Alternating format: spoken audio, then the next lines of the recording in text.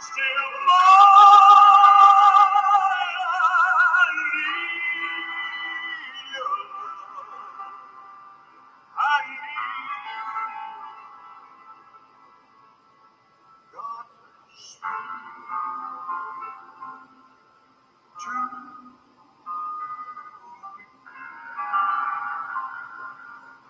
long the rivers flow to the sea,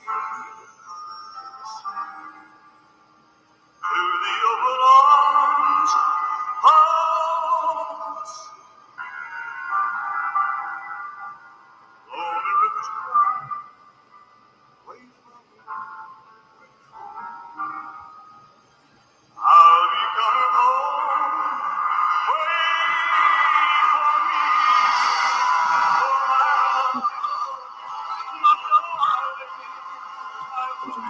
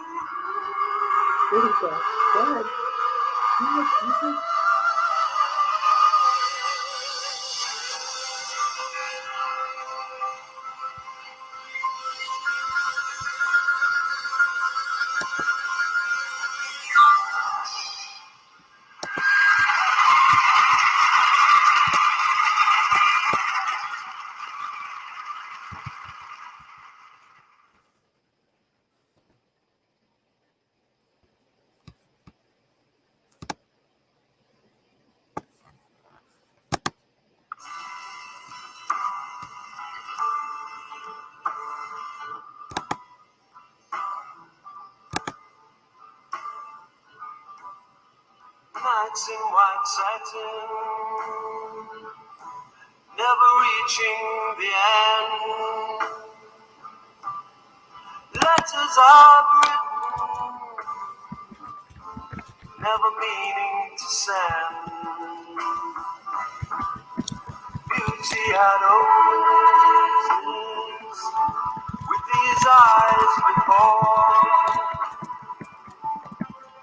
Just what the truth is, I can't say anymore, 'cause I love you. Yes, I love you.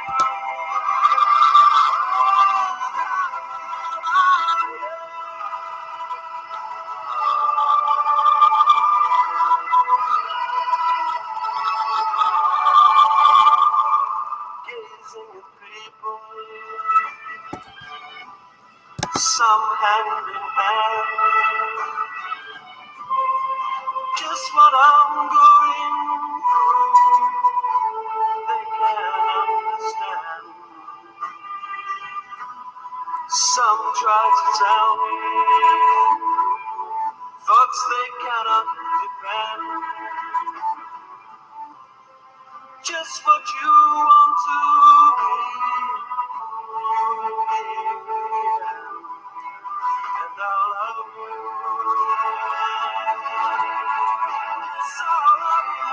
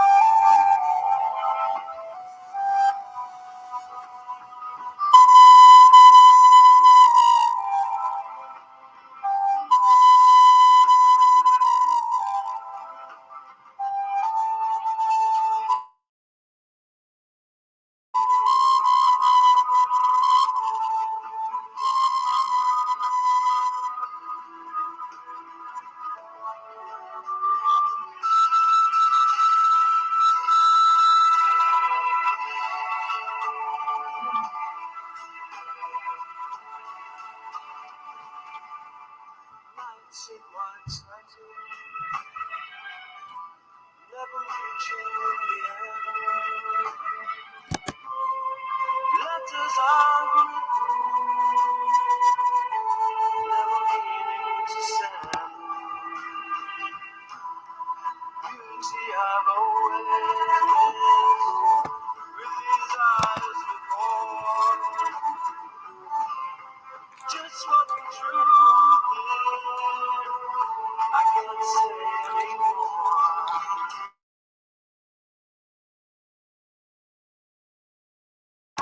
Yes, I love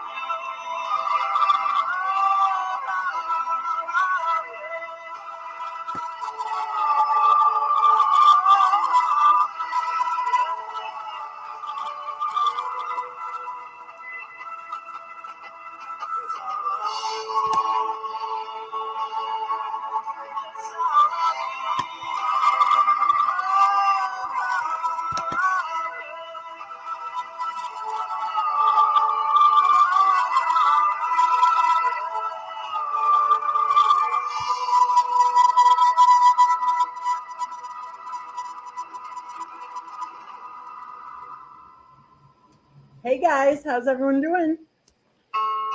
Oops.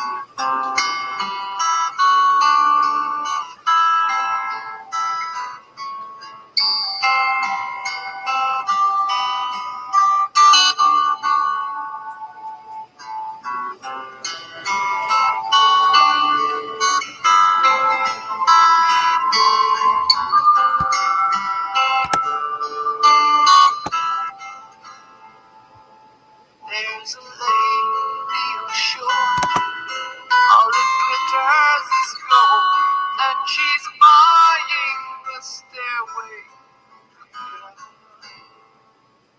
When she gets there, she knows if the stores are all closed, with a word she can get much clearer.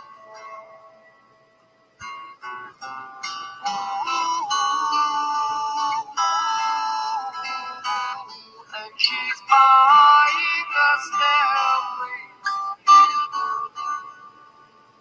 There's a sign on the wall, but she wants to be sure, 'cause you know sometimes words have meaning. In a tree by the brook, there's a songbird who sings. Sometimes all of our thoughts on this thing.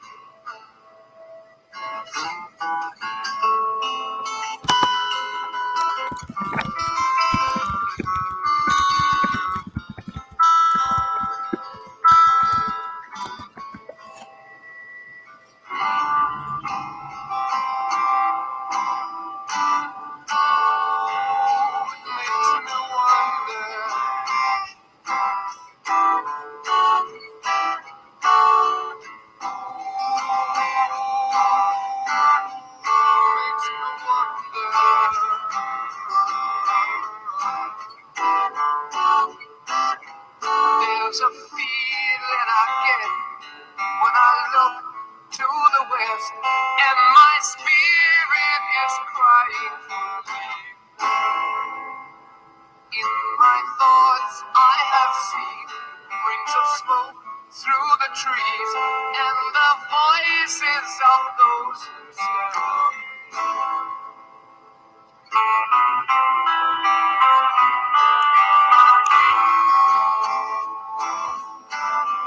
Makes me wonder.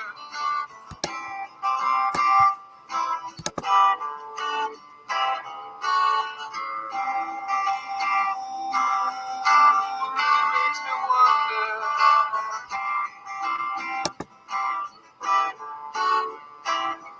And it's whisper that too.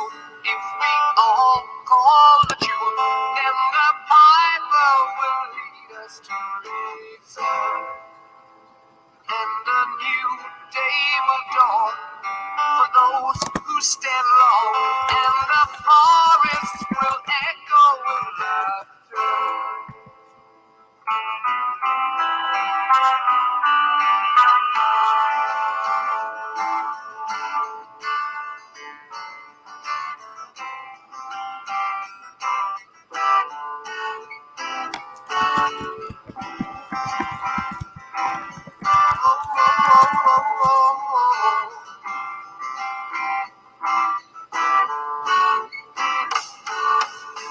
If there's a bustle in your intro, don't be alone there. It's just a sprinkling for the make queen. Yes, there are two paths you can go back, but in the long run, there's still time to change the road you're on.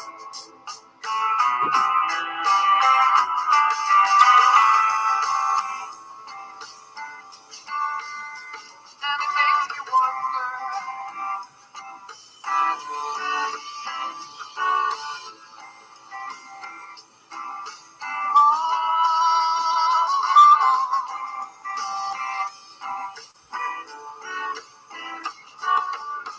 your head is humming and it won't go, in case you don't know. The piper's calling you to join him. Dear lady, can you hear the wind blow?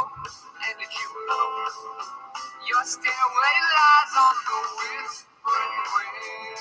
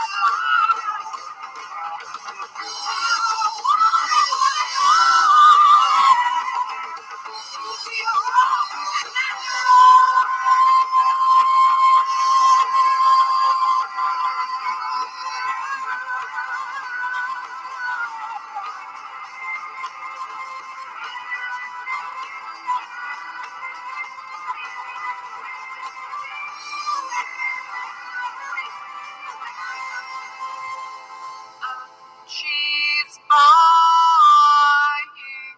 the stairway to heaven.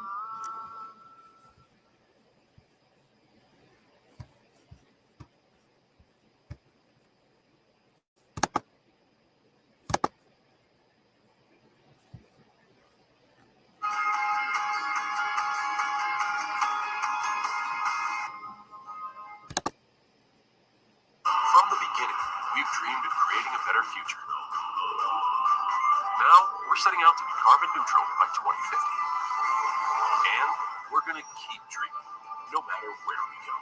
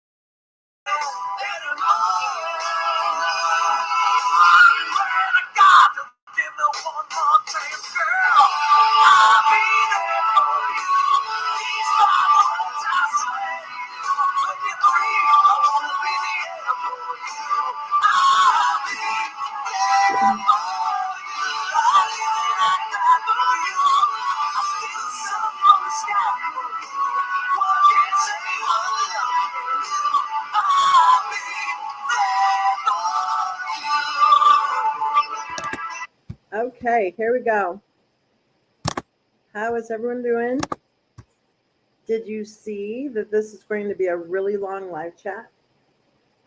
We started it, what, about 15 minutes ago? So I think if we make it to 1 o'clock, I think we should be able to call it a good marathon live chat. If we don't make it to 1 o'clock, oh well. I know it. Me too, Winter. I love Bon Jovi. Woo! Although if you look at his videos, he looks like he's like so young. But I don't ever remember him looking like he was so young.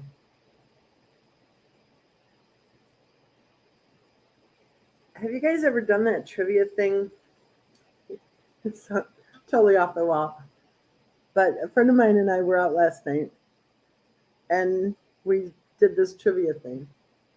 We didn't go out to do the trivia thing. We were out, and then all of a sudden this guy starts DJing the trivia thing. So, you know, I look at him, he looks at me like, yeah, let's go ahead. Why not? I figured, well, he's pretty smart. I'm no dummy. Maybe we'll, and they had prizes. Oh my gosh, they had big prizes. So I had to get my phone all hooked up and everything. That was an IQ test all in and of itself. That was tricky, but I had to get my phone all rigged. And then, of course, the couple at the next table, the wife, she was just hilarious because she was just like giving us the answer, which was great because the first part of it was all about history stuff. And she's a teacher, so she knew a lot of stuff. But it was so funny. If you ever want to get to know someone, like someone who you think you know, but then you go to a trivia thing and you really learn a lot more about that person, right? It was so funny because I had the phone in my hand, but of course he had the answers. And what we didn't know, the couple at the next table, the wife knew pretty much, or we figured her guess was better than ours. So we kind of had a series of how I either knew the answer right off the bat, or whatever he would say, I would think, could that be it? If she from the next table didn't give us the answer or give us her best guess, then I would go with my hunch instead of his hunch. And each time he would just shake his head because he would very clearly tell me the answer, but I would take the answer that I wanted. So anyway, there's just a little nonsense for you. Just a little trivia about trivia. It was fun. A lot of fun. So here we are, trying to make it through, I think, a 5-hour live chat. And I'm doing that because I've just been so remiss in my duties, haven't I? I've been like, hey guys, let's do a live chat. And then I don't do one. Or I say, whoa, if you sign up for that Bumble Rumble crap, man, I couldn't figure it out. I have to do some kind of code key crap, whatever, I don't know. So I thought, nah, we'll stick with YouTube. And my poor patrons, I keep, doing one video thinking, okay, I'll do a series of 5 on this topic. And the first one's always good. Sometimes the second one even gets done. It's just like the books that I write, right? The last couple of years, I've just had such a tough time getting any of them back up on Kindle. I get to the point where, okay, it's done. And then it's like, oh, I have to go through it just one more time. And then when I go through it one more time, I think, well, I should add this and take that out and move this around. And And pretty soon, I'm doing a live chat and telling you that I'll get the book done, but the book still isn't done. So that's what the 5 hours is for. So this is like a cleansing of all promises to date. So it's a fresh start. We'll do a 5 hour live chat. We'll talk about whatever you guys want to talk about. Although I do want to start off talking about Munchausen by proxy for sure. I don't know if we could talk about that for 5 hours straight, but hey, if that floats your boat, count me in. I'm ready to try. But we can talk about other stuff too. How to make your own breast milk. We're good at that, right? Not how to make your own breast milk. What is it called? How to make your own formula. We're good at making our own breast milk too, but you got to be pregnant for that. So no. We're good at, talking about menopause, perimenopause, the rhythm method for birth control. But I think most of all, I think we're most talented when it comes to discussing the case of Christopher Watts. Because seriously, I think that our channel is the one channel.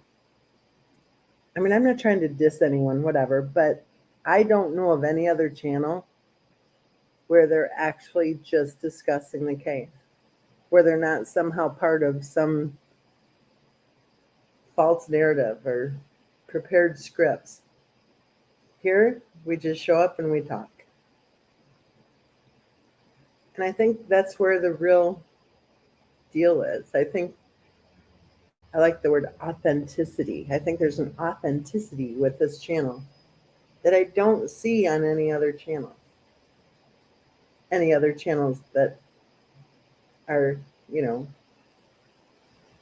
discussing the case of Christopher Watts. So let's dig right into the issue of Munchausen by proxy. Have you guys watched the case? It's going on right now. It's out of Florida. It's the Kowalski family. It's a civil case, not a criminal case. The Kowalski family versus Johns Hopkins. It is so interesting. If you want to learn more about Munchausen by proxy, in my opinion, that is the case to watch.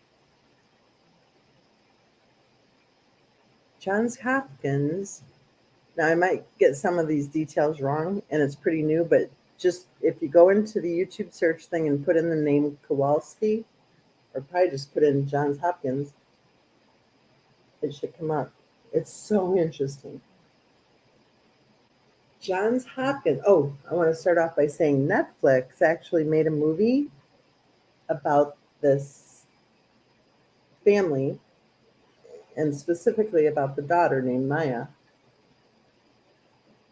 She has some rare disease, and she has pain from the rare disease. And her mother, I think her mother's name was Briata. Her mother and her father took little Maya into many different doctors and hospitals and whatever, many. And the mother was very aggressive. She was an RN, and she was aggressive. And Johns Hopkins was concerned for little Maya's safety. It turned out that when they took little Maya to Johns Hopkins, the mother was demanding all sorts of really high doses, according to the standard at Johns Hopkins, a very high dose of, what's it called, ketamine or something like that? I don't know. I think it was a ketamine. I don't know for sure. But it's supposed to be a super high dose of it in order to help her with pain. And also, the parents, I don't know if both of them went, but her mother did, would take her to Mexico, and she actually would be put In Mexico, alternative treatment, right? Because it isn't allowed in the United States as far as what I can figure from listening to this trial so far. So they put the child in a ketamine coma. A child, a ketamine coma. And get this, the risk of death for that treatment, the risk of death, the fatality rate is for the risk, is what surfaced in the trial, is 50%. 50. 50%. Would you ever take your child to Mexico and have her undergo a treatment that would put her in a coma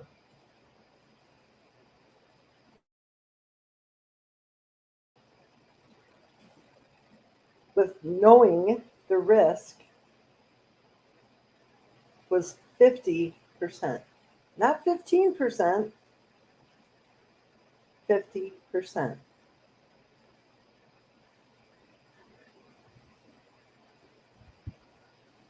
I'm probably the only person, nah, I bet you a lot of you guys are too.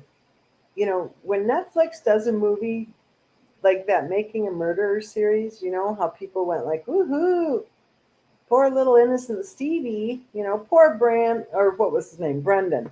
Poor Brendan Dassey. Poor Brendan Dassey. Baloney. I'm sorry, Brendan Dassey was not tricked into any confession.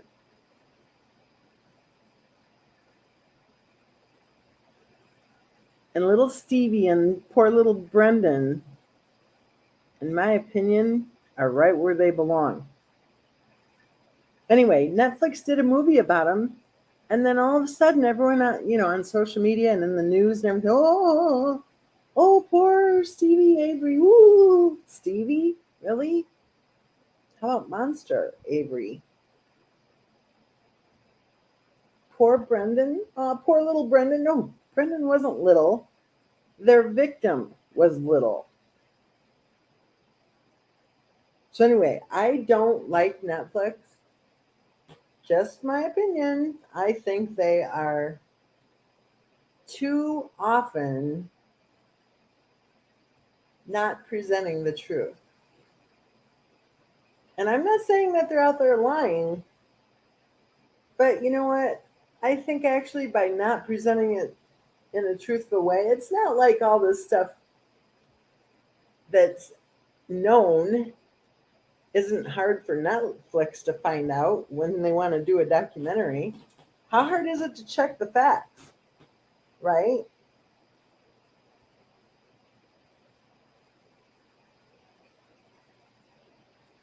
You see what I'm saying? So, but why is it over and over again? It seems like Netflix comes up with something. Well, I don't know, whatever. I mean, if you like Netflix, enjoy it. But I'm at the point where I don't watch Netflix anymore. I don't watch Dr. Phil. I don't watch Oprah. I don't. Because for me, over time, I've just seen kind of a pattern going on that it makes you wonder. It makes me wonder what's really true. So, anyway, Netflix did a movie about this case that I'm talking about with the Kowalski family and Johns Hopkins. Well, Netflix, did some movie, and I no doubt about it, they probably had music in the background just like they did with Making a Murderer. They probably had the right music, the right lighting, the whole sensational thing. Or maybe it's more than that. Maybe the way they play the music, the way they do their stories, maybe there's a way that they know how to tap into the subconscious mind. Because music goes past, directly past, without having to be processed. Never thought of that. I wonder if people would watch the movie Making a Murderer without that music, if they would be so quick to believe that little Stevie Avery and little Brendan Dassey were wrongly convicted. That'd be an interesting experiment to remove the soundtrack, right? Remove the background music.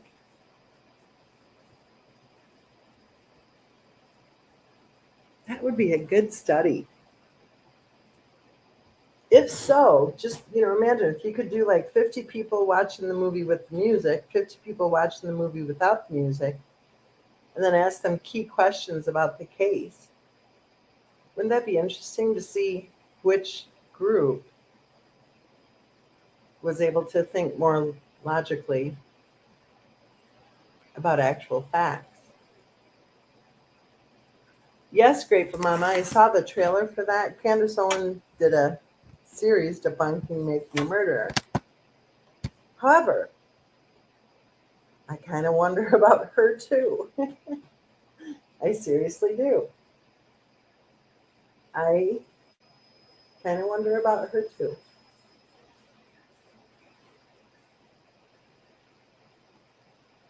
I think it's good that she is pointing this out about making a murderer, but I just wonder how it can be that she flipped in her thoughts in one day. I don't mean about making a murder, I mean about her political beliefs. She flipped in one day, she changed course. So I just kind of wonder how that can be.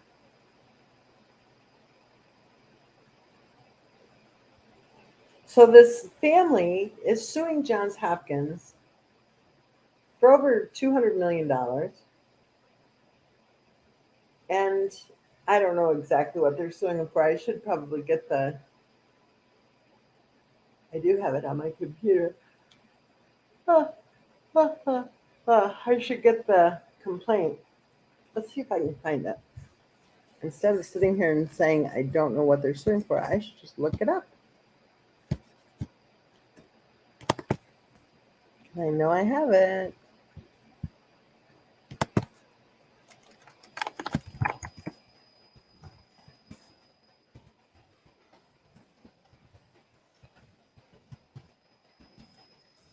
Now the key is if I'm going to be able to find it on my computer.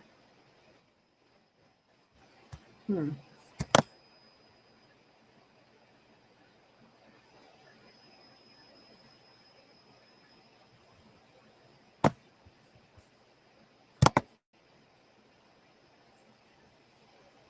Uh-huh. Uh-oh, that's yawn number 2. Let's see.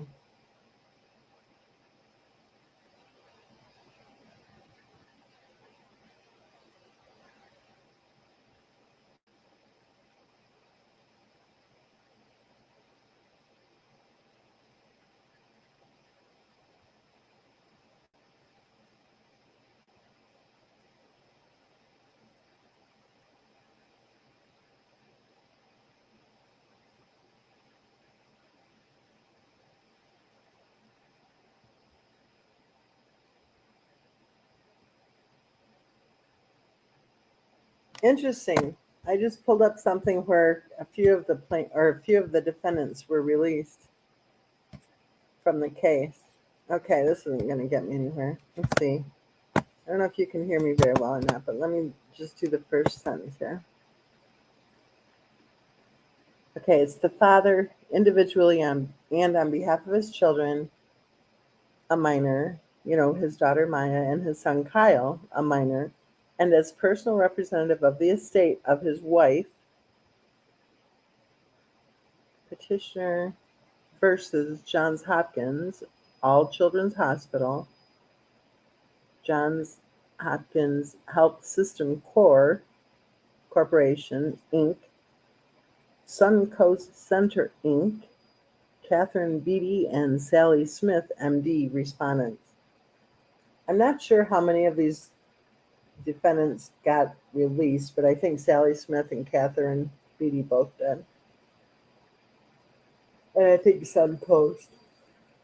So, they're suing for a couple $100 million. I gotta flip back and find you guys. Where are you? I've lost you. Let's see. There you are.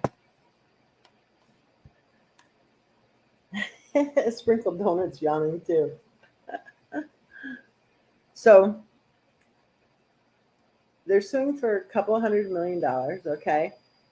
The mom committed suicide. Well, we're not supposed to say that word on YouTube, right?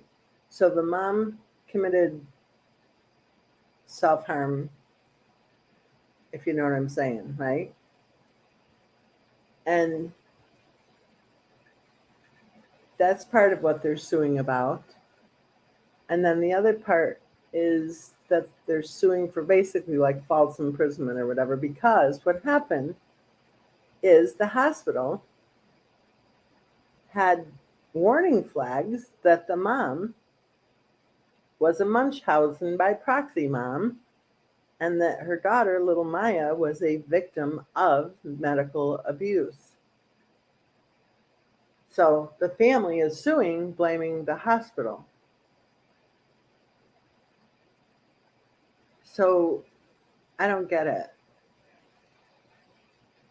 I don't get it. And, when I first started hearing about this case, I was like, I don't know. I don't really have a lot of information right now, but with what I know so far, I don't think Johns Hopkins did anything wrong. Well, that was like a week and a half ago, and I've learned a lot since then about the case. And I'm still saying, I don't think Johns Hopkins did anything wrong.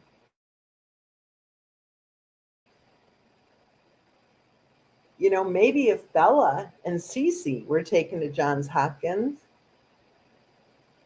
and maybe if the same people were working when Bella and Cece were taken there, maybe they would be alive today. Maybe they would have been protected.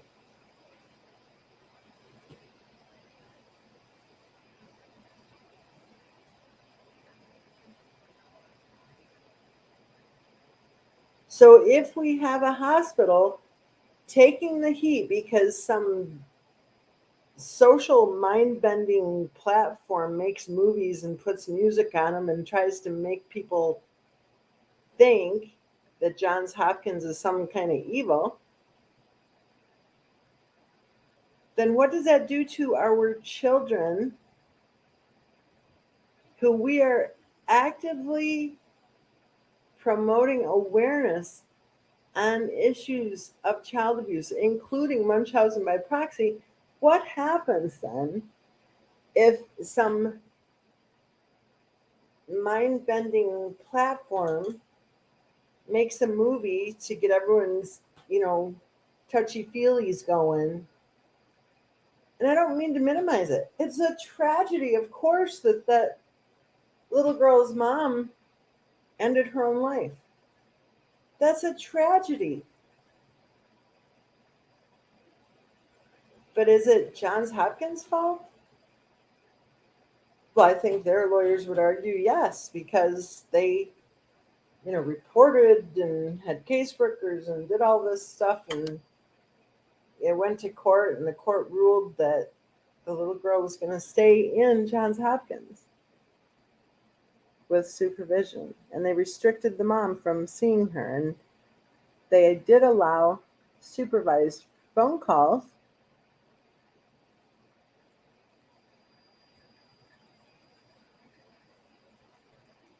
They did allow the dad to see her, which I don't quite understand, because it seems to me like they were kind of the pair.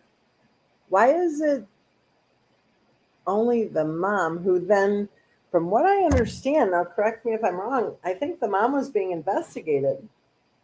Like, I think it was a criminal investigation for child abuse, for medical child abuse at the time of her death.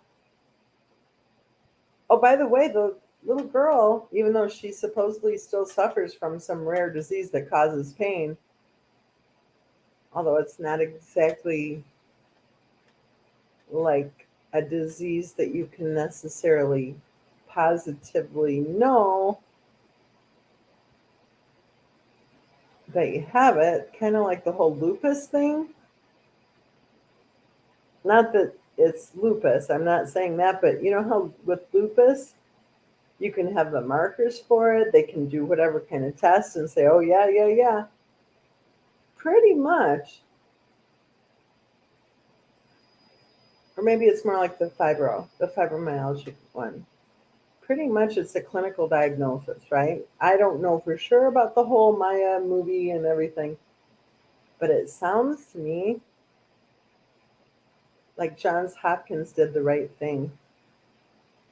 And I do not believe that we as a society need to be chastising Johns Hopkins for attempting to protect a little girl from a mother, and I would argue a father also, who would take the child to Mexico and subject her to some treatment where one out of every two, the fatality rate or risk was one out of two, putting her in a coma? How can this be? Are we supposed to say, "Ooh, big old bad mean Johns Hopkins," because that lady, you know what she did, right? Oh, so it has to be Johns Hopkins' fault? No.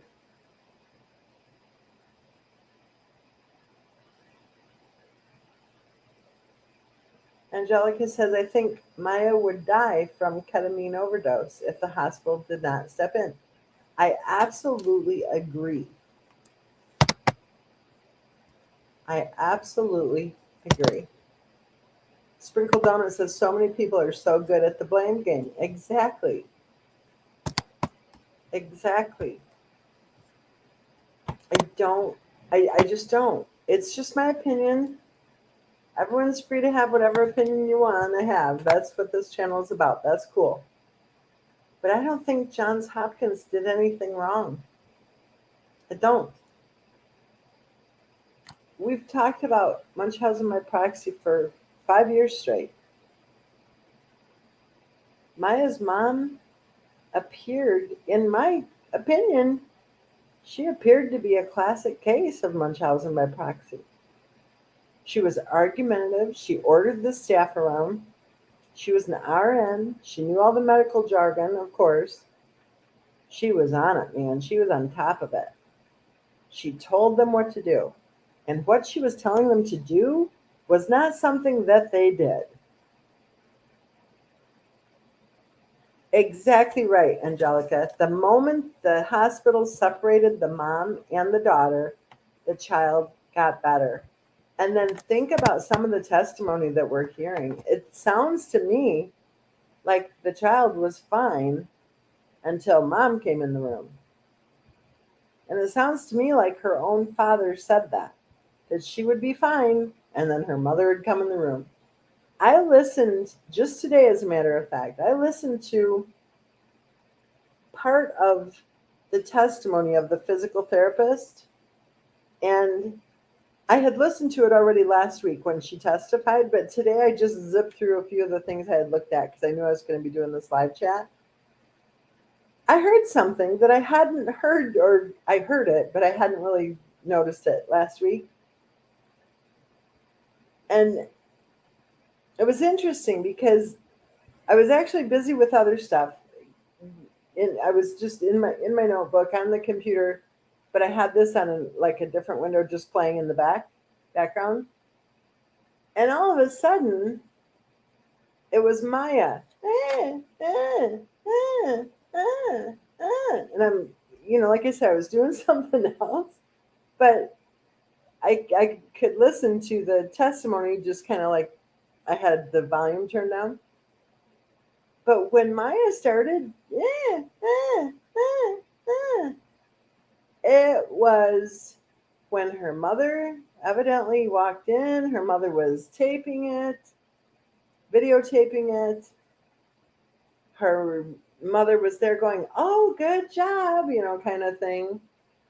And she went, I didn't hear her at all. And then, ah, ah, ah. And then she would say something like, how's that go?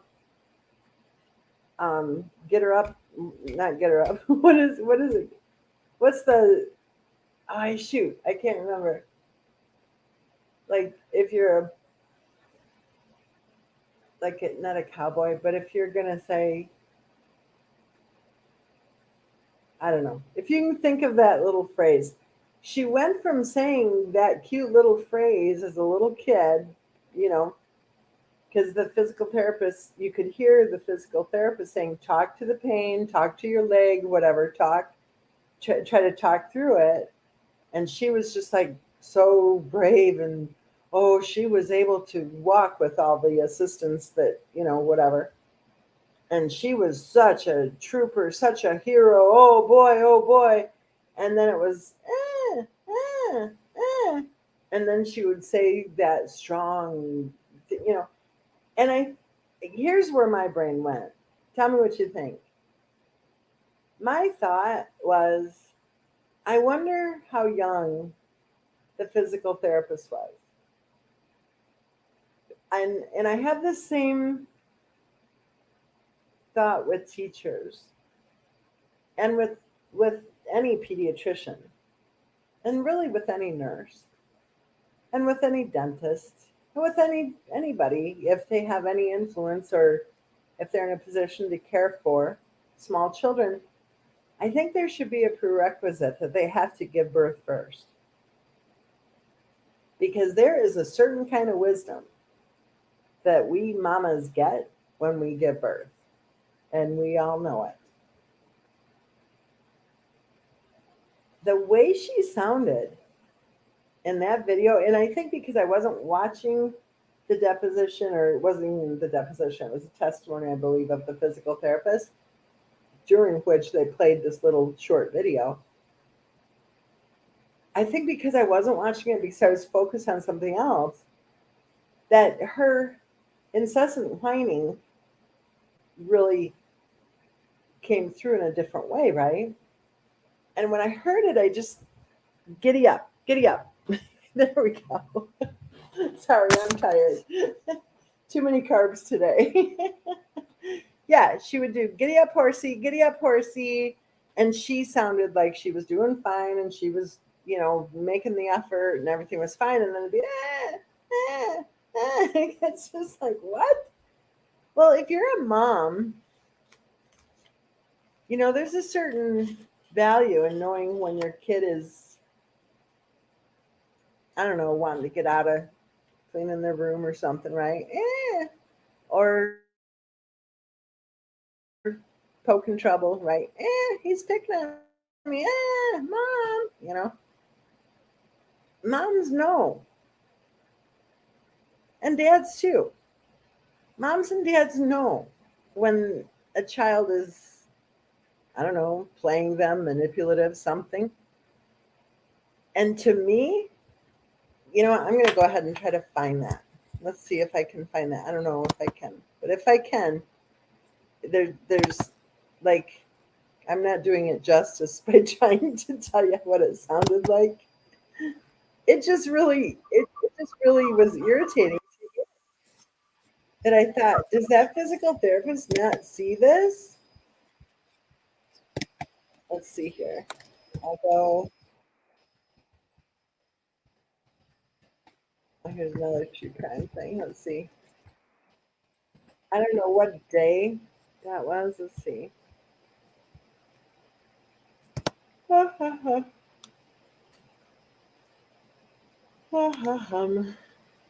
Maybe it'll say.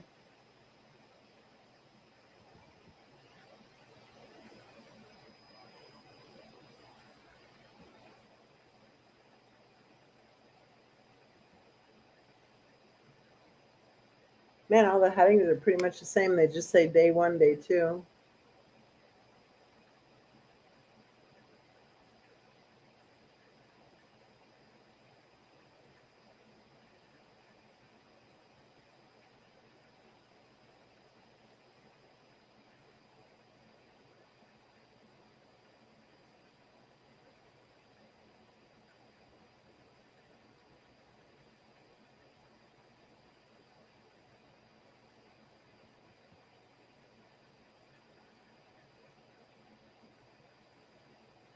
Yeah, I don't know how I'll find it.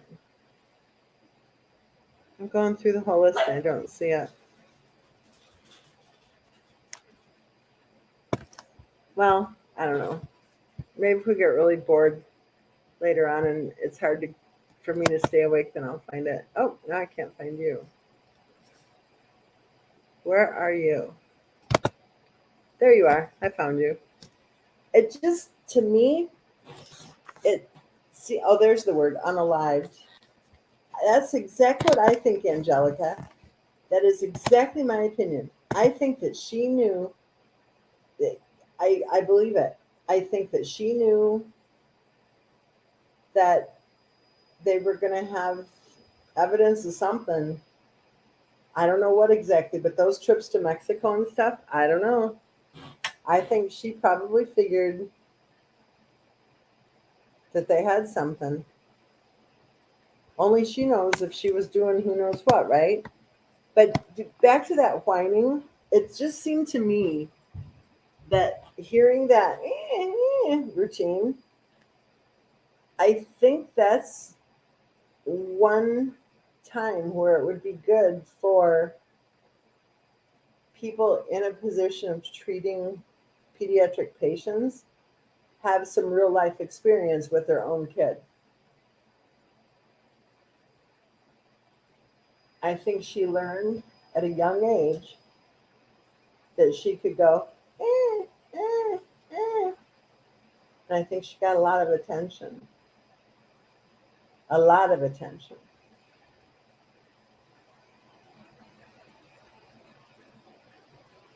So for me, I don't think that Johns Hopkins did anything wrong at all. Here's the thing, I'll try to put it this way, and I don't know if this will make sense to you or not, but let's just say that they made a mistake. Let's just say that Johns Hopkins made a huge mistake by even beginning to suspect that Maya's mom was medically abusing her. Let's say they were wrong. Let's say they made a huge mistake. Did they ever intend to hurt Maya? I highly doubt it.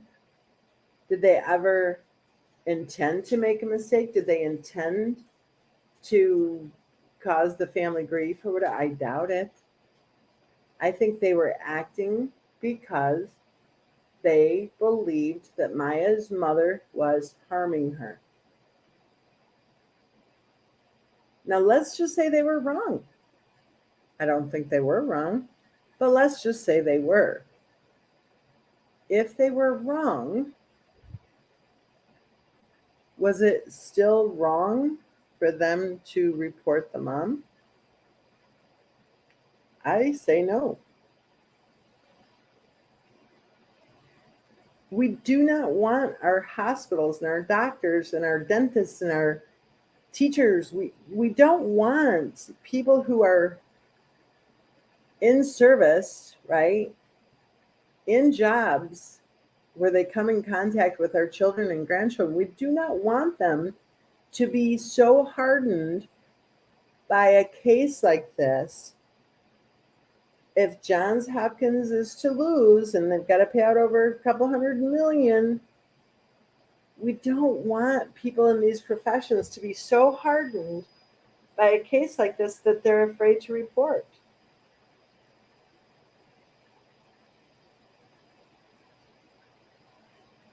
What did Johns Hopkins do wrong? Part of the lawsuit is accusing them of having taken, accusing them of the unlawful imprisonment, Huh? They were just following the court order. Hospitals don't decide whether or not they're going to, you know, have a supervised whatever or no contact at all. Hospitals don't decide that. The judge decides that.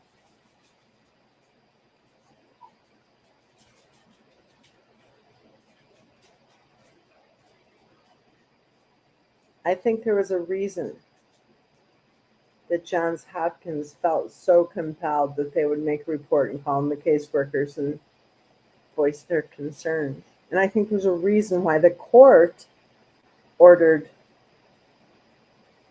for supervision.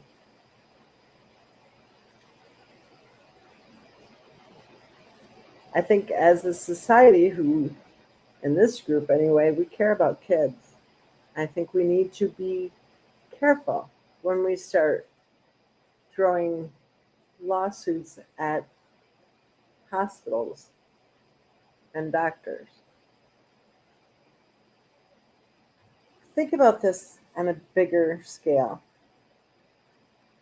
Are doctors always right? Is that part of, is it, I guess, is that the rule? If you're going to report, then you have to be right? What if you're wrong? What if you make a mistake? Do we expect doctors to always be right? Do we expect law enforcement to always be right? Because I got news for you. They F up a lot. They're not always right. Sometimes it's intentional on their part in the more corrupt agencies. Sometimes it isn't intentional at all, but they're not always right. Is your dentist always right? Is your ophthalmologist always right? Is your professor always right? Is your boss always right? No. Every single person involved with the case at Johns Hopkins is a human being. A human being.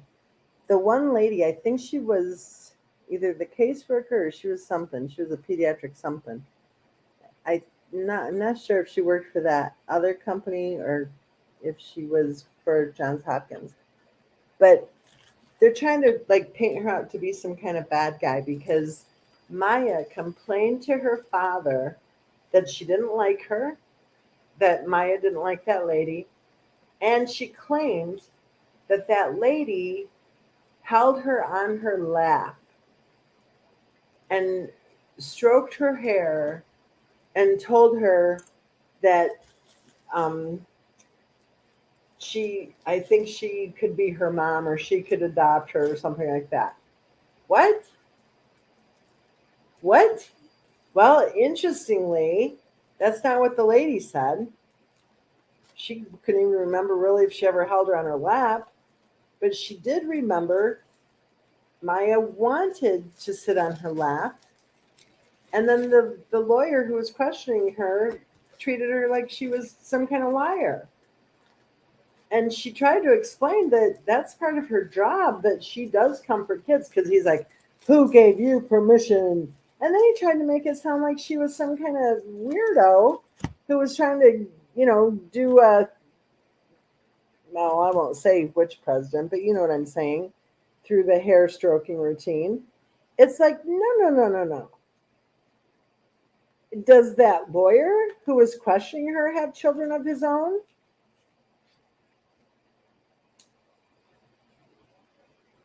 If you're some kind of case supervisor, social worker, whatever, and you have a little girl who's a patient in the hospital and you're somehow in charge of being the one to sit there and, you know, listen in while her mother's on the phone trying to talk in code, I'm just saying maybe she was, I don't know if she was. I hope you're the type of person who would hug a little child on your lap and stroke their hair and say everything will be okay or whatever, even though she did say that she did not say everything will be okay. And she doesn't believe she said that whole thing of a about being her mom or whatever. Who knows? But let's look at that. So the little girl, the one who went like this, ah, ah, ah, that little girl told her dad that she didn't like that lady at the hospital, that she held her on her lap, and that she stroked her hair. But according to that lady, it was when they got word at the hospital that the court didn't go the way the family wanted it to. They wanted her to be released from the hospital and returned to the family before Christmas. The court didn't go how they wanted it to go. This lady was told to inform the child that she wasn't going to be home for Christmas. Well, I don't know. Are you a betting woman? Would you bet that the child is telling the truth, or would you bet that the social worker is telling the truth? And keep in mind, the 200 million doesn't affect the social worker. It's not like she's gonna have any kind of problem. Okay, she has no reason to lie. If you're a mom or a dad, you know that comforting a child who's upset about not going home for Christmas, especially if you're their daily contact Monday through Friday, you're going to give them a hug. But then the lawyer tried to make it sound sinister, which is weird. Ooh, we're at 1 hour and 4 minutes already. One down, four to go. I promised myself that we're going to take a beautiful music break on the hour pretty much. So that way everyone can, go get a snack, use the ladies' room or the men's room. I'm not trying to, be gender specific here. You know what I'm saying? Or gender biased. But I'm grinning. Wink, wink. But let's go ahead and take like a 5 minute break or whatever. I'll find some really silly song. I'll play it and then I'll come right back. See you soon. 4 or 5 minutes is my guess.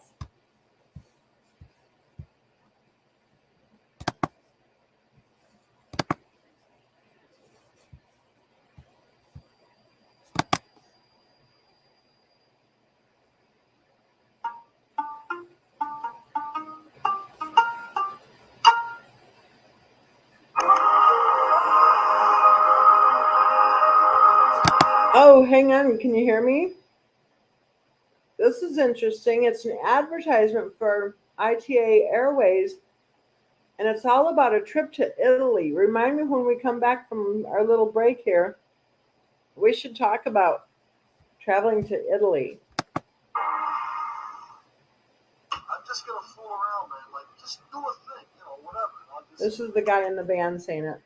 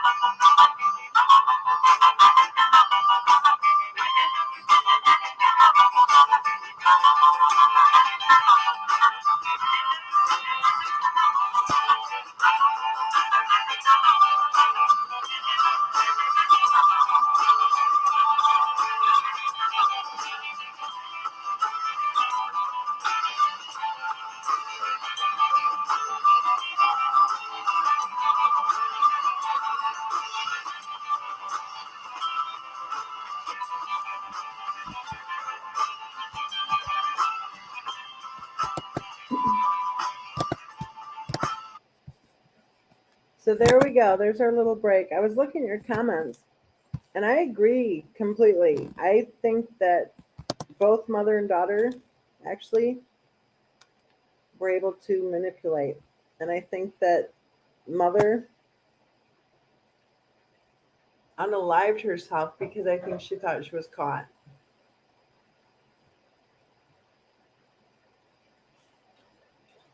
It was interesting when the father was on the stand and one of the lawyers asked him about the divorce. And he kept saying, well, it was to separate. It was a separation.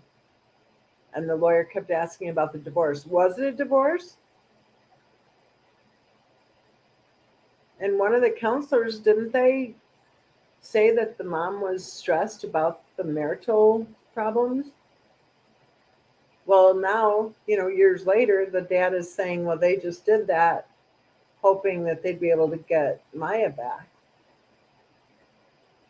Really? Because how would that look exactly? But then they changed their mind. I can't remember exactly how he said it, but something about the son.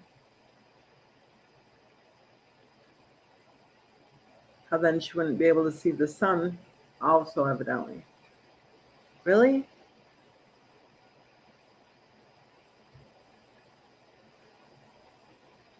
Or could it be they were going through a divorce? Or a separation?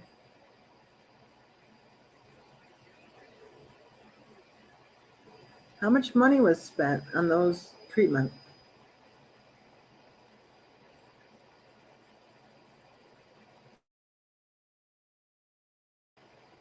Why would any parent sign their child up for such a risky procedure as putting them in a ketamine coma?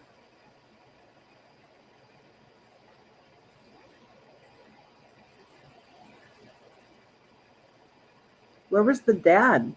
If we want to say that the mom was doing all this, where was the dad? And the dad is actually who brought her in to Johns Hopkins. Why? Was there a problem with that ketamine coma? You see what I'm saying? Why was the dad not just as suspect as the mom? Why? Why? I mean, okay, let's look at the case of Christopher Watts. Was it just his wife's responsibility to not be pouring Tylenol and Benadryl down Bella and Cece's, remember how Cindy Watts told us? They were like two little birdies. They'd lean their heads back and open their mouths wide like two little birdies. Think about it. It isn't just Christopher Watts' wife who was doing wrong. Can you hear one of the pugs snoring? Can you hear it? I can. He's the oldest of the three. The other two are going to have babies. They don't know it yet, but they're going to get pregnant next month. So you'll have the play-by-play on that. Anyway, why weren't the adults in Bella and Cece's life, why weren't they saying no to the Benadryl and Tylenol? Why wasn't Christopher Watts saying no? I agree, Angelica. I think one parent is passive, stands back and watches, the martyr, the hero, whatever. I mean, can you imagine you have your little girl in a wheelchair and you're heading off to Mexico with her and you're a nurse? Just imagine the attention.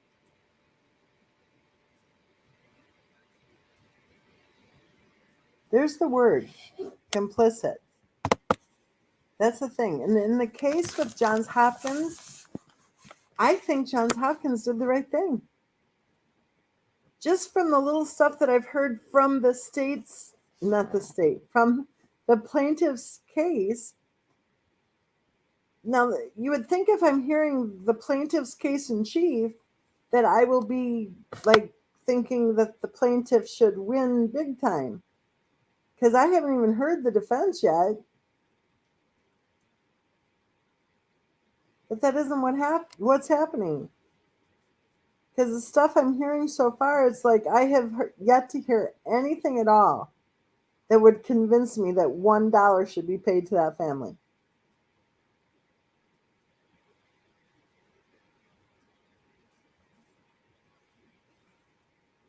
Exactly. I talked about that before you got here, Critical. Welcome.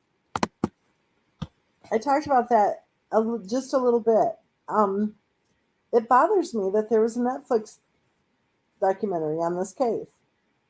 It bothers me. Ooh, hey, Angel. I have heard that. I'm curious, but I heard that that was already happening even before the tragedy. And so I was kind of curious if you think if it was happening before the tragedy, because what I heard was that he was actually already living with her before the tragedy happened. So I'm curious when I'm hearing it again now if maybe they never split up. Maybe, I don't know. You know what I'm saying? It'd be interesting for us to find out. I thought about something too because everyone's impression. Oh, hold on. We might have barking dogs here a second. Everyone's impression, I think, I don't know everyone, but I think a lot of us are like, oh, gee,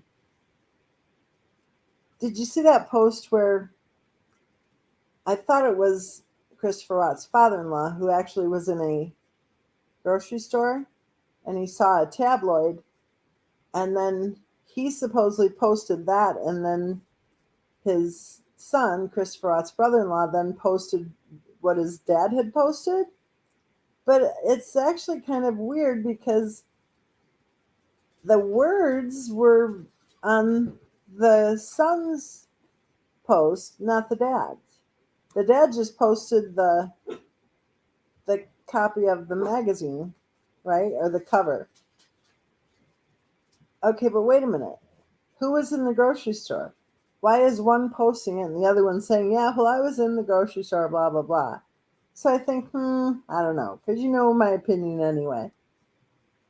I think when you have 0 or 1 like on a channel that you supposedly have over 40,000 subscribers, well, I'm thinking you have 0 to 1 person who's paying attention to the channel at any given time. Also, that magazine cover, they supposedly just went to the grocery store and saw it in the checkout. And how terrible is that they can't even grieve in a checkout, right? How are they supposed to be grieving in that checkout lane if they have to look and see that Christopher Watt's face is like 1/16th, maybe 1/20th, maybe 1/25th of the space on the magazine cover? Like, how dare that magazine? How dare that publisher? How dare they impede any family's right to grieve while they're getting groceries? Christopher Watt's extended family members deserve to be able to get groceries without having to see his ugly mug. Evidently, they're the only family in the world who deserves to be able to go to the grocery store without risking having to see the picture of the young man who, by the way, they, being both Christopher Watt's father-in-law and his brother-in-law, they both said some very, very respectful and kind and loving things about him after he supposedly committed those crimes. Should we repeat it to try to see if we can find any logic or reason anywhere within what I just said? 5 years after the tragedy, one or the other, we don't know which, is heading through the grocery store, and their grieving had to be interrupted when they were in the checkout lane because there was a picture of a magazine that had a little tiny picture of their beloved relative who they both have said really nice things about. And then one or the other both posted it. We don't know for sure by whom. On a channel with over 40,000 subs, yet nobody's liking any of the comments, although there are a lot of comments. It's kind of noticeable that a lot of the comments sound exactly the same. You know what I think? I think everybody, this is just my opinion, for what it's worth, I think everybody who has given money to any GoFundMe or to any crowd justice or to any t-shirt sale or any fundraiser whatsoever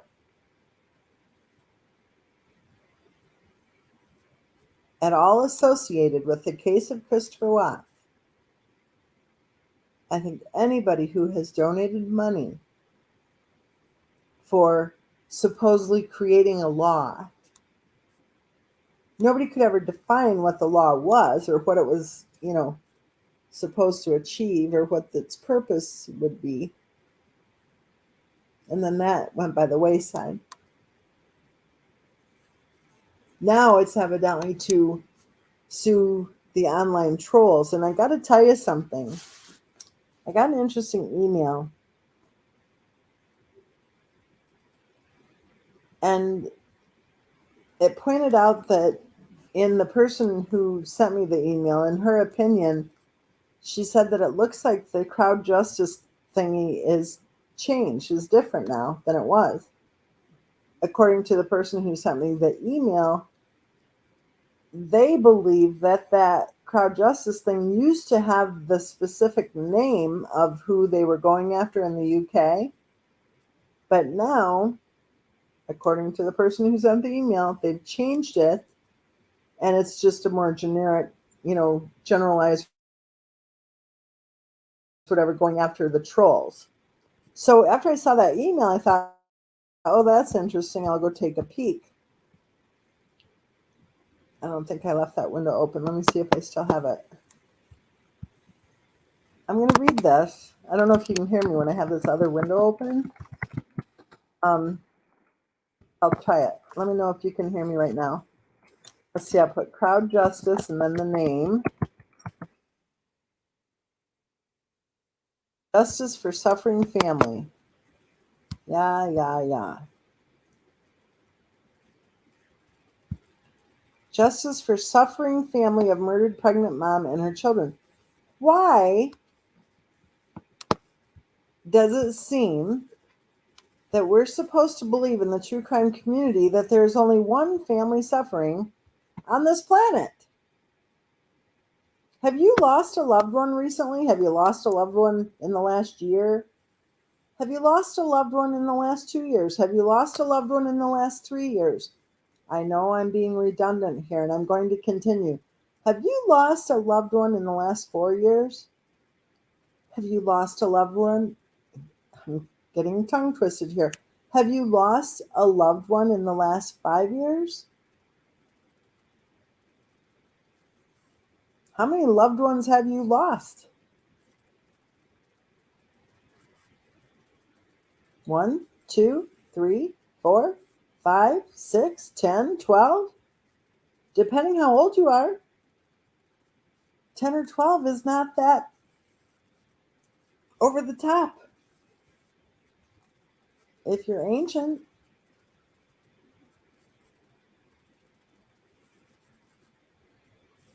yet there's a crowd justice on the heels of a GoFundMe, right on the heels of a fundraiser for this and a fundraiser for that, right on the heels of if somebody would pay for my plane ticket, right on the heels of Outback Steakhouse. Are you kidding me? Right on the heels of the prosecutor's office allowing funds to be dispersed from a victims fund. And in the middle of it all, the insurance policy, really? An insurance policy for a supposedly grown woman who didn't list her children as the beneficiaries? That kind of sounds like the same kind of mom who had 2 kids in daycare all day, all week long. And I'm not saying there's anything wrong about daycare, but if you're going to be sitting on your butt at home, yeah. The same mom who called her children monsters. The same mom who was excited because she found a doctor who was going to do surgery on both kids. The same mom who was excited because both kids had asthma.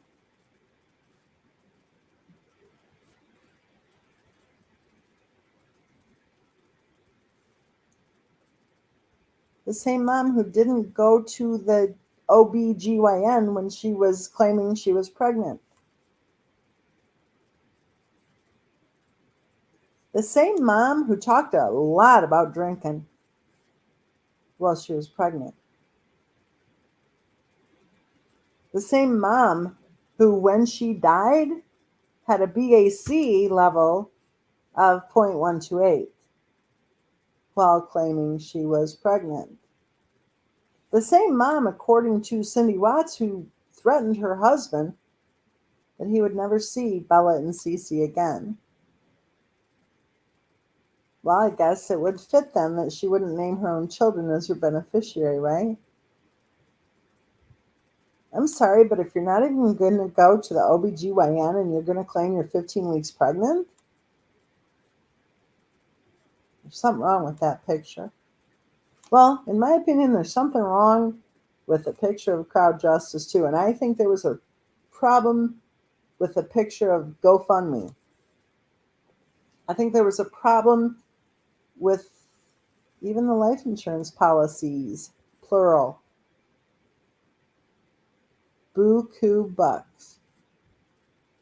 Mega mega. Why? Does money help people grieve? I don't think so. Well, let's go ahead and explore because, like I said, I received that email just the other day and it's like, oh, well, I'll go take a peek. So when I looked at it, I was kind of looking for what she was saying in the email, that it's no longer focused so much on one person's name, one guy from the UK, but it's more like a generalized whatever, that the trolls are harassing them. And that somehow, if they get money, then they're going to be able to, put a stop to it all. Really? I mean, I'm just trying to be real here, you guys. Kind of like along the same lines as, how the hell does anyone think that they're not going to have a picture of a true crime case in a checkout lane at the grocery store? What do they want? Do they want to raise money to fight with grocery stores? Is that what they want? I don't know. Do they want to raise money? Maybe, I don't know, Rzucek versus Kroger or something? I don't know. Rzucek versus Spartan stores? I don't know, Wegmans? Who are they really mad at? I don't know. But maybe is that what they want? Is to raise money or raise awareness, I guess, and then raise money to raise awareness and raise more money to raise more awareness. That they can't even go to the grocery store. Can't even go to the grocery store without having to interrupt their grieving. Let's take a look at the crowd justice. Let's see. Latest update, March 24th, 2023. Really? That's the latest update? I wonder why that lady sent me the email then. If the latest update was March 24th. Oh well. Okay. Let's see here. I hope you can hear me okay. Okay, this thing says 7 days to go. So they have 58,575 pounds, and they have 7 days to go. What, until they switch their target again? Because they just keep switching their target. Interesting. So let's read down and see what let's try to focus on, let's see what their issue is, okay? Who I am. My name is Frankie. On 13 August 2018. Oh, yeah, he wrote that for sure. Hello. Seems to me if Frankie would have written this, then he would have dated it like we do in the United States, not like they do in the United Kingdom. Okay, my only sister,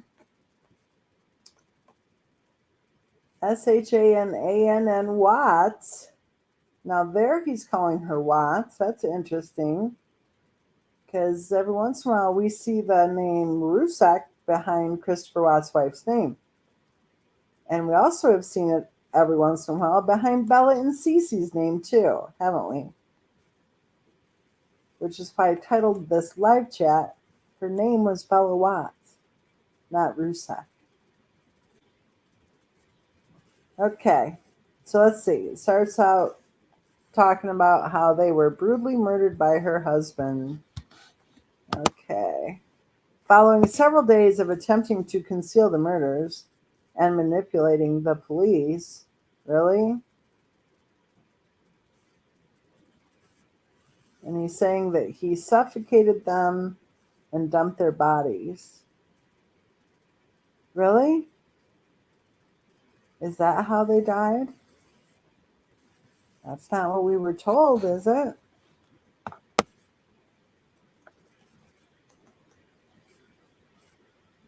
Hmm. So it says that he suffocated them. Well, that's interesting that the story's changing. Let's see.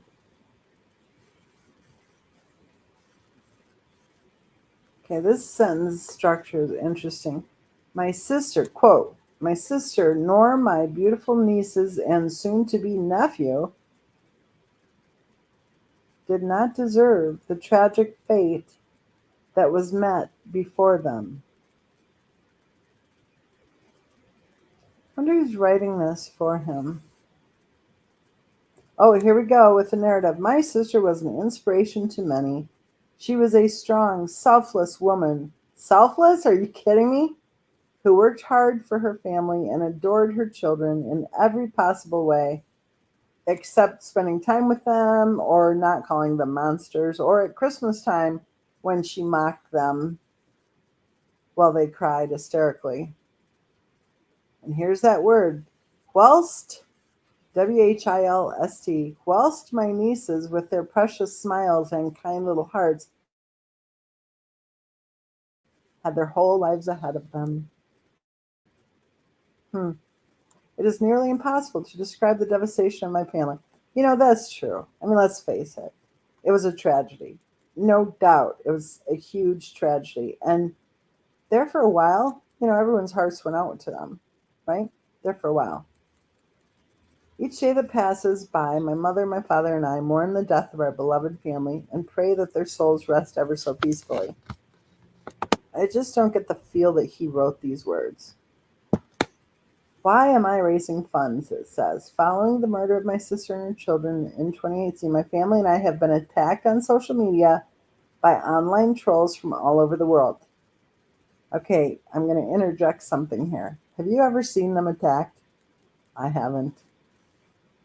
I'll keep reading. These online trolls are sending us floods of threatening, bullying, and abusive messages, many of which, in a sick way, blame my sister for her own murder and suggest my family and I have the murder investigation in an attempt to free the actual culprits. I just don't think this is in his vocabulary at all. And I have never seen any evidence whatsoever of anybody sending floods of threatening, bullying, and abusive messages or any messages at all to anybody in the family.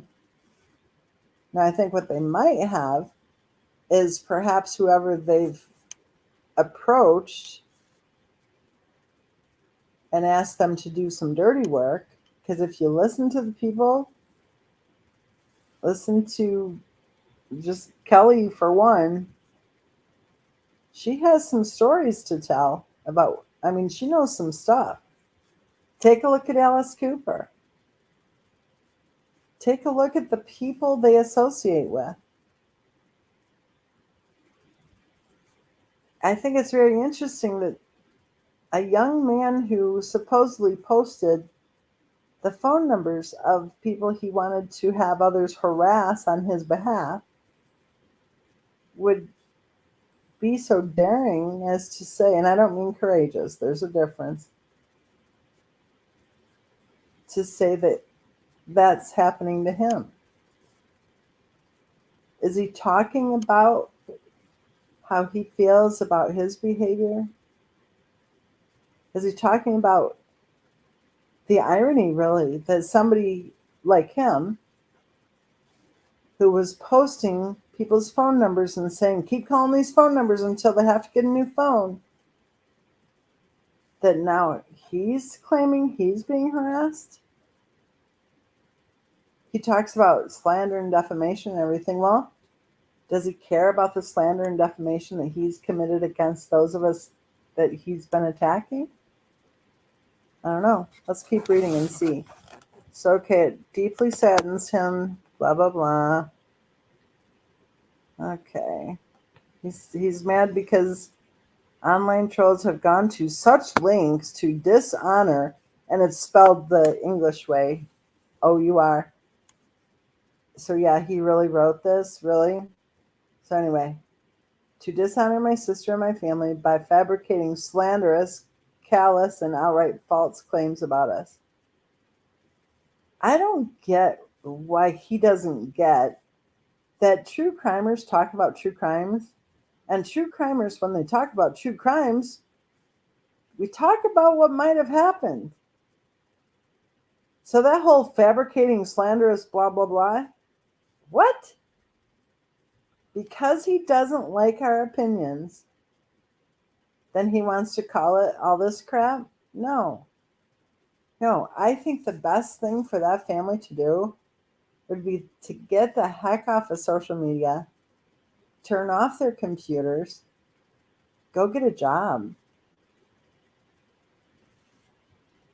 meet people, connect with people, get out of the house. Forget the online thing.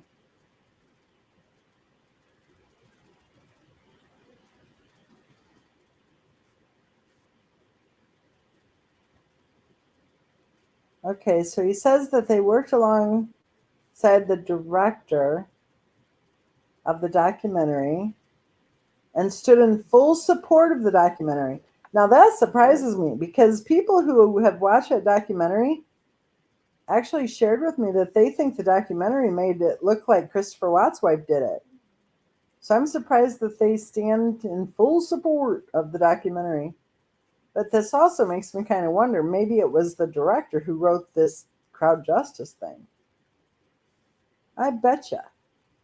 I betcha if the director's getting a big high five in here, betcha she probably wrote it for him. They stood in full support of the documentary because it gave my family and I a platform to voice the truth, silence the online trolls, raise awareness for domestic violence. Are you kidding me? Maybe raise awareness for the battered male syndrome, just my opinion, and highlight the sheer evilness committed by Watts or the sheer evilness committed by the people attacking innocent people in the true crime community. Sheer evilness. Wow, this would have been the wishes of my late sister. What would have been? She was the one harassing people online. We've had people jump up on our panel saying that she wouldn't leave them alone and they had to change their phone number because she wouldn't stop harassing us. Oh my goodness. Okay, despite this, one of the main instigators of this harassment campaign, there is no harassment campaign. They want to see a harassment campaign?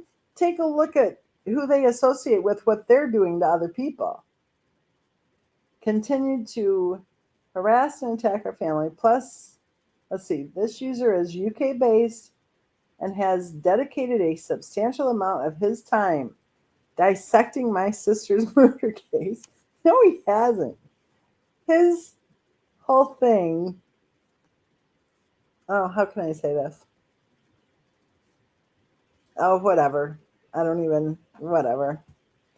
Let's see. Dissecting my sister's murder case, and in the process of doing so, has invented many unfounded theories and claims about my sister and our family. What? Just to name a few, he has asserted that there was an accomplice to the murders committed, that I hold a criminal record, not me, but him, and that we as a family are profiting from these tragedies. Oh, this is an interesting sentence. Let's go over this one again. Just to name a few, he, meaning the UK guy, has asserted that there was an accomplice to the murders committed. Well, guess what, Frankie? A lot of us in the true crime community actually do believe that maybe the story that we've been told isn't actually the case. There are a lot of people in the true crime community who do not believe that Christopher Watts killed anybody. So what? So what? So next he says that I hold a criminal record. I don't know if you hold a criminal record or not, Frankie. I don't really care. What I care about is the fact that you lied about me and my family on your YouTube channel. That's what I care about. So as I read this, I'm like, this is interesting. And I'll continue, quote, that we as a family are profiting from these tragedies. Well, you're not. You're on a monetized channel. Life insurance, victims funds, fundraisers. You're not profiting? Really? GoFundMe? Crowd justice? You're not profiting? Okay, we'll continue here. Quote, this internet user has amassed a fan base of so far 66.6, sure, subscribers who, like him, have also developed an unhealthy obsession. Oh my goodness. An unhealthy obsession with the murder. Back it up and think about this. You know that we still talk about the case of Charles Lindbergh, right? The Lindbergh baby. That was over 80 years ago. We still talk about OJ. That was back probably before you probably didn't graduate.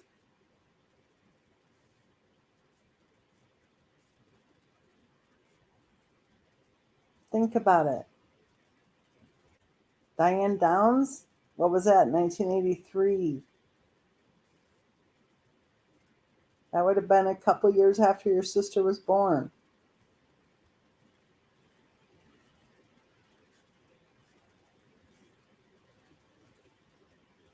We talk about the case of Betty Broderick. That happened in 1989.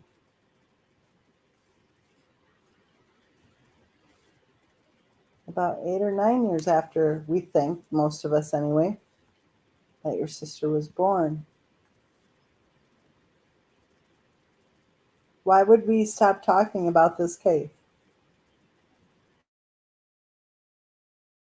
If we're still talking about the case of the Lindbergh baby, why would we stop talking about the case of Christopher Watts just 5 years later? If we're still talking about a case 80 years after it happened? Well, the answer is obvious. We're not going to stop talking about it. It doesn't mean we're obsessed with it. It doesn't mean that there's an unhealthy obsession. I'm quoting from the Crowd Justice. It means that we're true crimers on social media, and that's what we do. We talk about true crime cases. That's it. Nothing more and nothing less.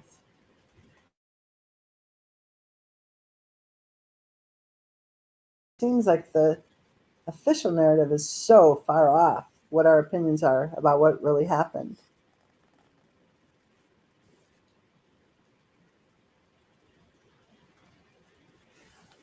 The online trolls and internet user responsible for the cruel campaign of harassment. You want to see cruel campaign of harassment and defamation? Maybe you and I seriously should talk.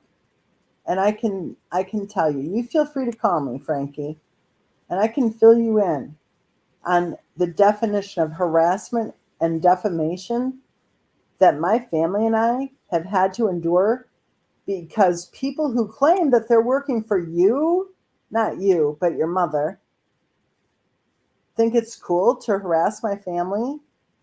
Think it's cool to harass my employer? Think it's cool to post lies about my family and me? I don't know, guys. Maybe I should do a GoFundMe.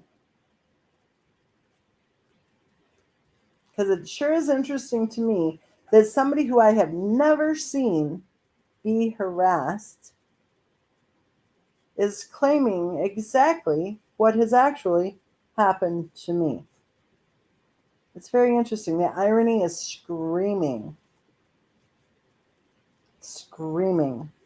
So let's scroll down and see under the heading, why he's asking for support on the crowd justice. Okay, with the support of my solicitors. Boy, that was really written by him, right? It seems to me that if it was written by somebody who lived in the United States, they would use the word lawyer, not solicitors, or they would use the word attorney, not solicitors. But it is what it is. Oh, it's an award-winning social media specialist firm. Is that how he talks? I don't think so. I don't think so. Who have agreed to work on our case under reduced legal fees. Yeah, sure.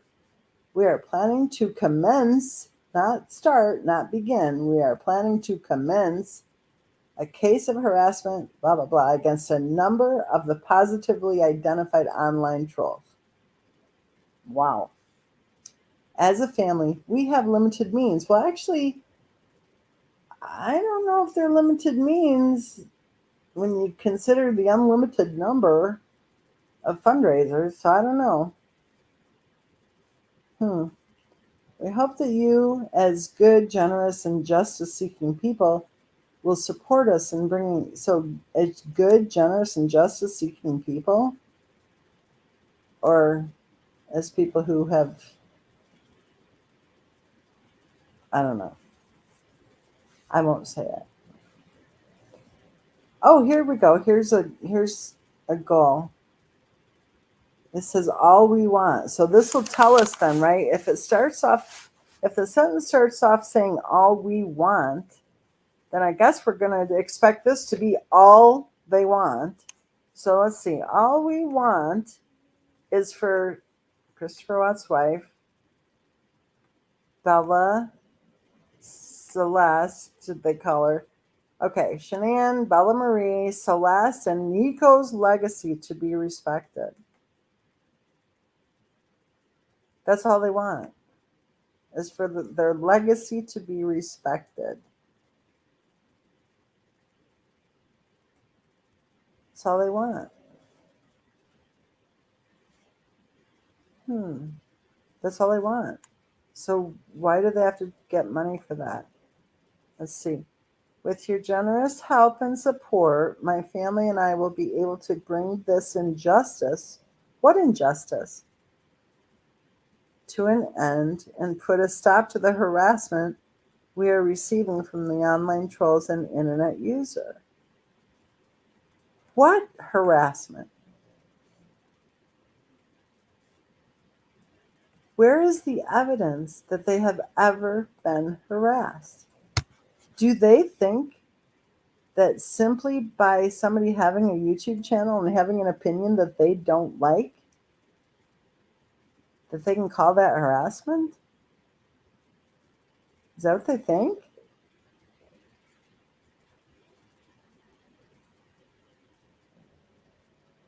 Is that what he's trying to do, is to make people too afraid to continue to state their opinion?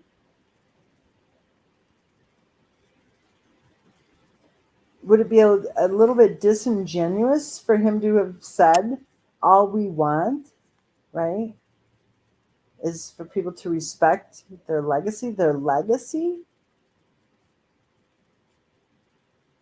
A 13 to 15 week fetus that the mother didn't even see an OBGYN, and he has a legacy? And how do they even know it's a he? A 13 to 15 week 13 to 15 week fetus whose mother did not seek any prenatal care,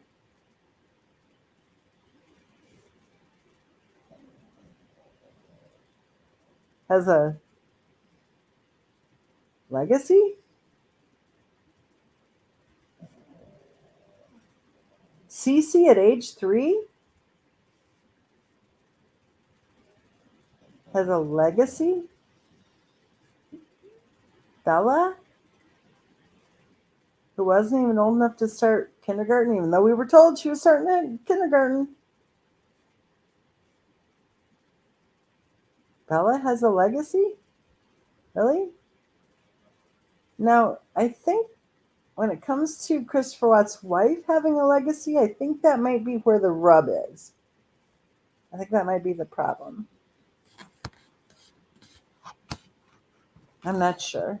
But again, I have not seen any evidence whatsoever that the family has ever been harassed. So if I'm missing something, please put it in the chat. Tell me, what am I missing? Have you seen the family ever be harassed? I've seen Christopher Watt's family being harassed. That's on a regular basis. But I've never seen Christopher Watt's in-laws being harassed. Have you?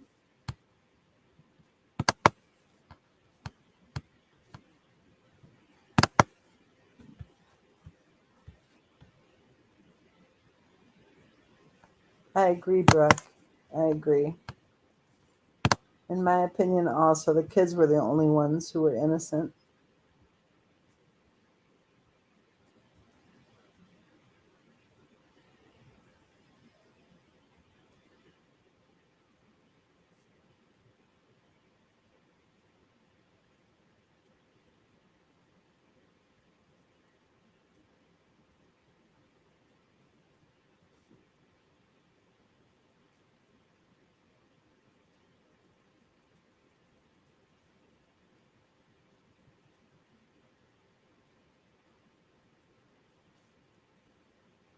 I'm reading all the comments right now, you guys.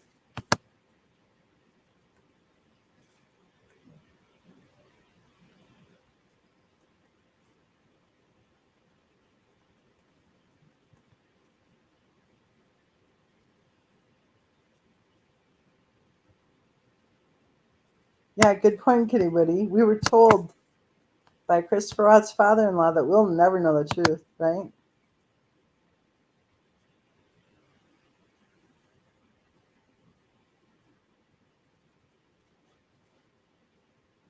P.S. I adore you says, go ahead and sue me next.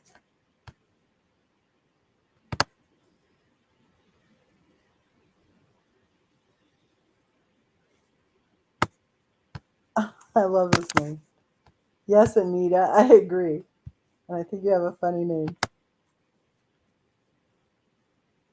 Anita says the fact people talk about this case allowed Sandy to make her millions. I don't know that it's millions, but I think that that's probably the goal or the delusion, one or the other.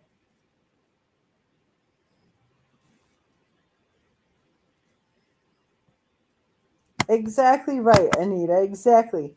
You can't grieve if you're selling your story to every media and streaming platform, pushing their story further into the public spotlight. So they want to be able to push their narrative into the spotlight. But boy, oh boy, if somebody says something that maybe they don't like, boo-hoo, that's harassment. That's harassment. How can they grieve?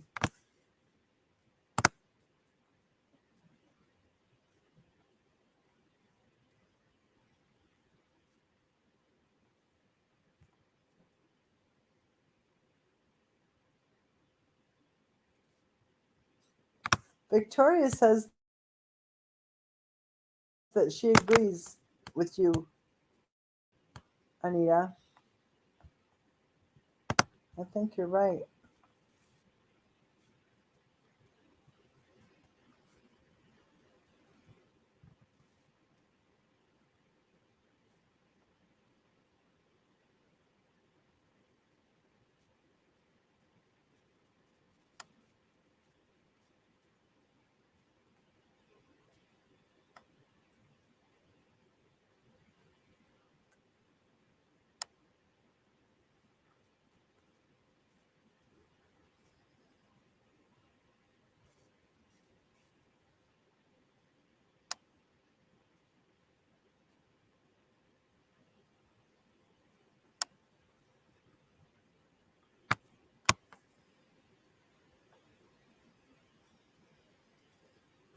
I think so, green beans, as far as anyone knows. Anita says they're almost at 2 million already. Not okay. Not okay. Remember how they were going to do Shanann's law? Well, maybe we should do a Bella's law. Maybe there should be a limit to extended family members who are collecting money off of a tragedy. Yes, about that trip to Italy. Have you guys heard? Evidently, I don't know. Maybe there's a GoFundMe or something that we're not aware of that's a vacation travel fund. I don't know. But rumor has it that the R family is heading to Italy for a vacation. Personally, I don't know if I believe it. I don't know if I believe it. I think one of the three might be ready to roll and go get some new purses.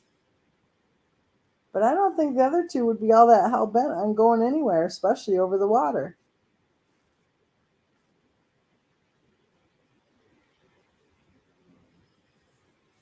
Is it a trip for the Rzuceks though? Or is it a trip for one Rzucek? A little shopping in London, a little shopping in Rome, a little shopping in Paris.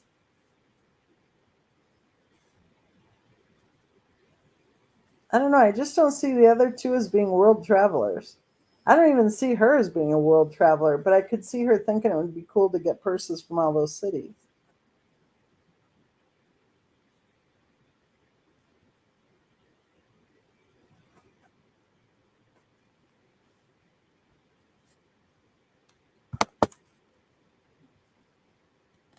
It's a cute question, Brooke. Yes, I think you can.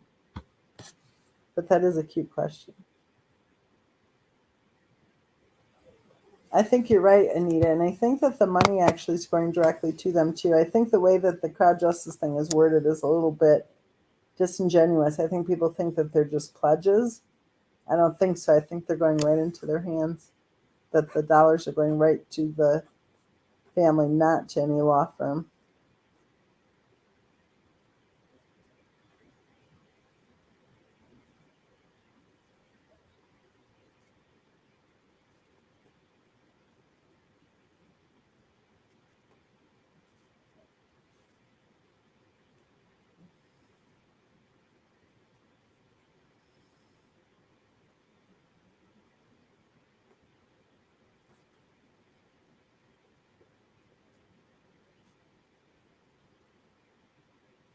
If it's their second trip, then maybe they have more fundraisers than we're aware of.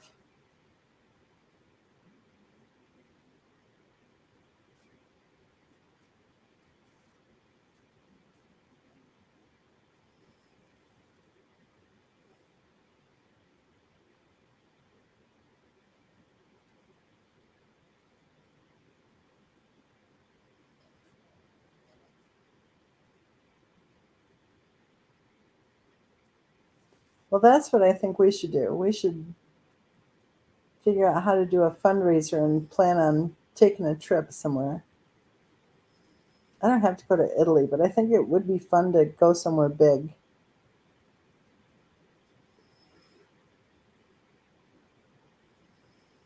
We could meet up and have a meet and greet, I think is what they used to call them. A meet and greet. I wonder if the Rusek family would call us having a meet and greet in a city far, far away from them, if they would call that harassment. I wonder if that's the kind of thing they call harassment. Is anyone who openly points a finger and says, yeah, we don't believe the way that story's being told. And if we have a meet and greet and we're laughing and having fun, I wonder if they'd point their finger at us and go, they're harassing us because we don't like what they're saying.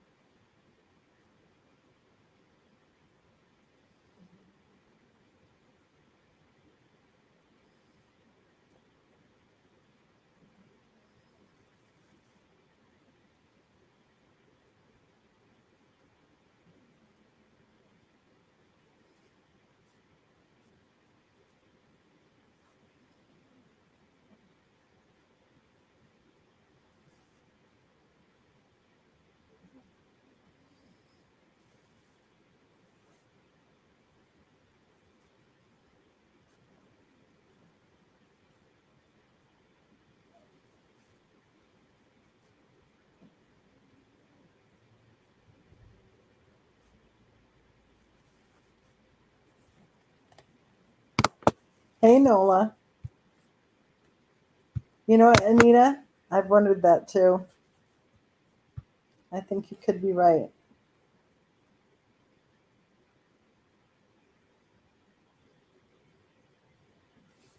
I agree, Angelica. I doubt they would care as long as their funds kept rolling.